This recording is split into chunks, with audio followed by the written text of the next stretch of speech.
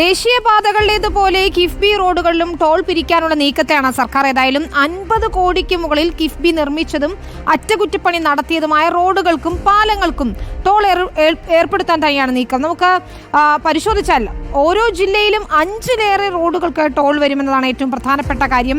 ഇതിൽ ഏതൊക്കെ റോഡുകൾക്കാണ് ടോൾ വരാൻ പോകുന്നത് എന്നല്ലേ നിങ്ങൾക്ക് ആശങ്ക. നമുക്ക് ആ റോഡുകളൊന്ന് വിശദമായി പരിശോധിക്കാം. ആദ്യം നമുക്ക് തലസ്ഥാനത്തേക്ക് പോയാൽ തലസ്ഥാനത്ത് തിരുവനന്തപുരത്ത് വഴയില പഴകുറ്റി കച്ചേരി നട 11-ാം കല്ല് റോഡ്, അവിടെ 928.87 കോടി രൂപയാണ്.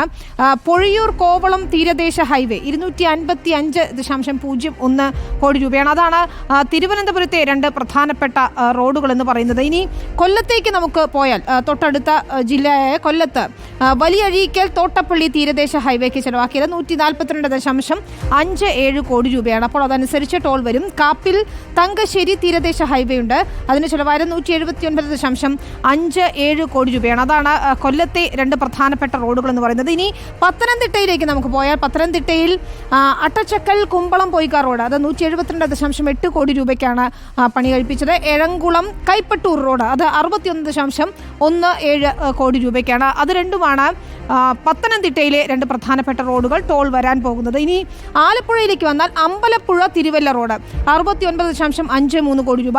Vayalar junction Pallippuram info park road 94.18 കോടിയാണ് അതിൻ്റെ ഒരു ചെലവ് വന്നത്. ആലപ്പുഴയിലെ 2 പ്രധാനപ്പെട്ട റോഡുകൾ ടോൾ വരാൻ പോകുന്നതാണ്.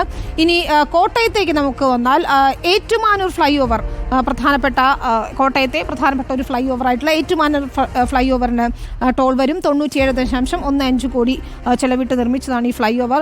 വൈക്കം വെച്ചൂർ റോഡ് 93.95 കോടി രൂപ ചെലവിട്ടാണ് അത് നിർമ്മിച്ചിരിക്കുന്നത്. ഇനി നമുക്ക് എറണാകുളത്തേക്ക് വന്നു കഴിഞ്ഞാൽ അങ്കമാലി കൊച്ചി വിമാനത്താവളം ബൈപ്പാസ്, ഒരുപക്ഷെ ഒരുപാട് ആളുകൾ ഉപയോഗിക്കുന്ന ഒരു ബൈപ്പാസ് ആണ് ഇത്.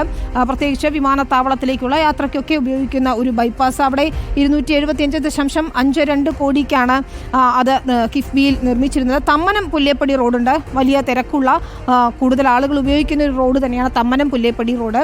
93.89 കോടി ചെലവിട്ടാണ് അത് നിർമ്മിച്ചത്. ഈ 2 പ്രധാനപ്പെട്ട റോഡുകൾക്ക് കൂടി ടോൾ വരുന്നു എന്നതാണ്. ഏതായാലും വലിയ രീതിയിലുള്ള ഒരു പ്രതിഷേധം ഇതിൽ ഉയർന്നു വരുന്നുണ്ട്. ഇത്തരത്തിൽ കിഫ്ബി പദ്ധതികളിൽപ്പെട്ട റോഡുകൾക്ക് ടോൾ പിരിക്കുന്നതിനെതിരെ പ്രതിപക്ഷം രംഗത്തെത്തിയിട്ടുണ്ട്. ഭരണകക്ഷികൾക്കും അതിൽ എതിർപ്പുണ്ട്. CPIക്കൊക്കെ പ്രത്യക്ഷമായി തന്നെ ആ എതിർപ്പുണ്ട്. പക്ഷെ അതൊക്കെ മറികടന്നുകൊണ്ട് തീരുമാനവുമായി മുന്നോട്ട് പോകുന്നു. കിഫ്ബി പദ്ധതിയെ സംരക്ഷിക്കണമെന്നൊരു നിർദ്ദേശം LDF കൺവീനർ തന്നെ സർക്കാരിന് മുന്നിൽ വെക്കുകയാണ്. അതായത് ഘടകകക്ഷികളുടെ എതിർപ്പ് മറികടന്നുകൊണ്ട് അത്തരത്തിലൊരു തീരുമാനത്തിലേക്ക് എത്തിയിരിക്കുന്നു എന്ന് തന്നെയാണ് നമുക്ക് മനസ്സിലാക്കേണ്ടതും.